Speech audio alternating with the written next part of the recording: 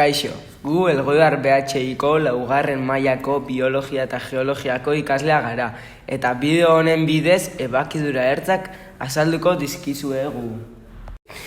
3 mugimendu daude, urrundu, elkartu eta zeharkatu. Gurea, adibidez, zeharka mugitzen da. Prozesu hau gertatzean ez da gainazalik sortzen, ez da suntsitzen. 2 plaka horizontalean eta aurkako noranzkoan mugitzean sortzen dira, eta failak eraldatzailea esaten zaie. Plakak igurtzearen eraginez azkenean lurrikarak sortzen dira.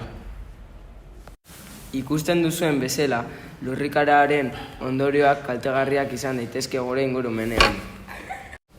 Ozeano ondoetan ematen dira gehien, baina munduan hainbat faila egon arren ezagunena Kalifornian dagoen San Andres faila da.